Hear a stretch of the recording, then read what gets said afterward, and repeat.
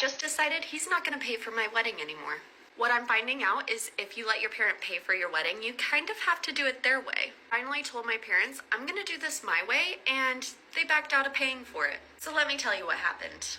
I have to give credit where credit is due. My parents raised me to be an independent thinker, and as an independent thinker, I've decided we're not going to do every single wedding tradition at my wedding. And that's where the fight comes in with my dad. It's the year 2023. Women are not property anymore, which is why I decided I will be walking myself down the aisle. My parents do not own me, and I'm not some property to be given away. My dad was not very happy to find out he wouldn't be walking me down the aisle. In his eyes, I'm taking away one of the most important parts of the day. Apparently, a first dance with my father isn't enough. My dad keeps going back to the point of, we've never treated you as property, why would you say that? He's also trying to say I'm discrediting everything him and my mom have done for me, which to me just feels unrelated. Like, I'm just not a fan of that tradition. I feel like he's been talking to his buddies because the other day he came back to me and said, well, if you want to be independent, then you can pay for it yourself. Which to me still feels like if you're not going to do your wedding the way I want, then I'm not going to pay for it, and that just doesn't feel right to me. So anyways, do we agree that my dad's being a complete jerk right now? Really hoping he comes around because there's no way I can afford this wedding if he doesn't help me with it. So I'm just kind of holding out hope that he'll come through. Now y'all don't get mad at that particular creator because that is a rendition based on a Reddit comment. So it's not her exactly. It's based on a Reddit comment story. And so it's not her exactly. But anyway, but the story still validates itself. Fuck your feelings. Now, I'm going to be a little bit biased. I am a father. So from a father's perspective, I feel some kind of way about this sort of thing. But I'm also going to look at it from the reality of it all. No, people do not own people in today's world. She is absolutely correct. But what I see that she's complaining about is not a demonstration of ownership.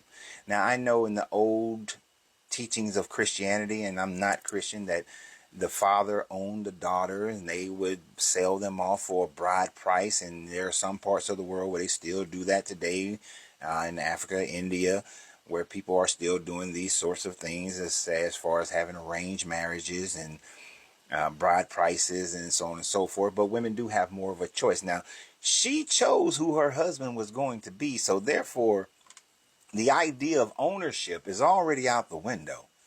And usually, if she wanted to talk about tradition, it wouldn't be the father paying for it. It should be the husband's family paying the bride price for her. You see how it goes? The man who wanted the woman's family paid the bride price. So if you wanted it to be more like the tradition of old, then it would be the husband's family that pays for the wedding. But somehow, all of that got flipped around and turned upside down at some point, and I wasn't going to bother to go research when it got flipped. But all that got flipped around, and it became tradition that the fathers of the bride, the family of the bride, would pay for the wedding.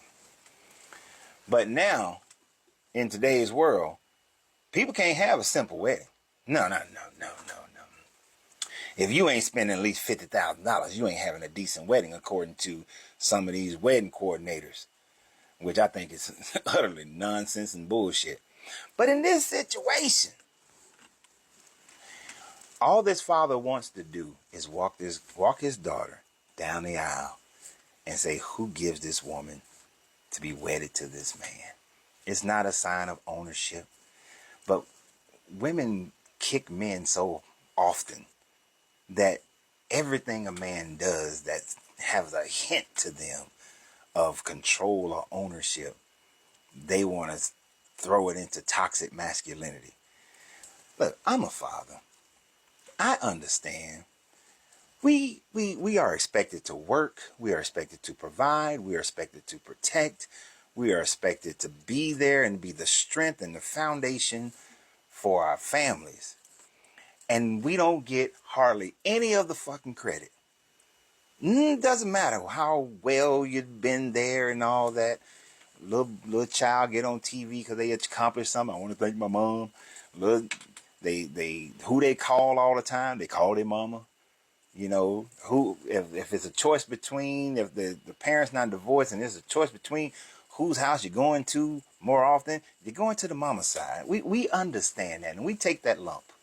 We take it, you know, and we know we ain't appreciated till we dead. We get it. The only thing that had, what did Chris Rock say?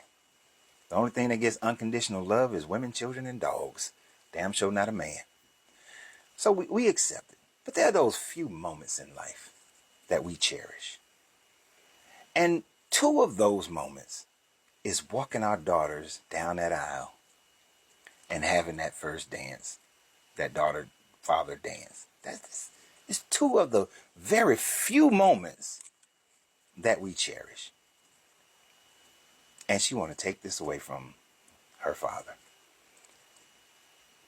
and still expect him to pay for it.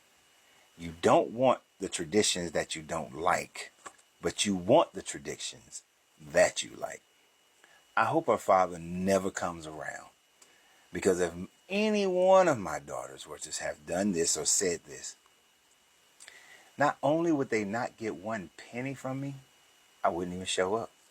Because if you don't have enough respect for the one or two little moments of life that I have to be daddy time, then you don't respect me enough. And you don't respect all the things I've done and where I've been and what I've set your life up to be. And if you can't respect that because you want to be an independent woman, then go ahead, be an independent woman. I hope you find a happy life that you're looking for. That one got me to the core, but y'all have a great day. And remember always, you got to free yourself to be yourself, because your greatness is non-negotiable. Good journey, good vibration.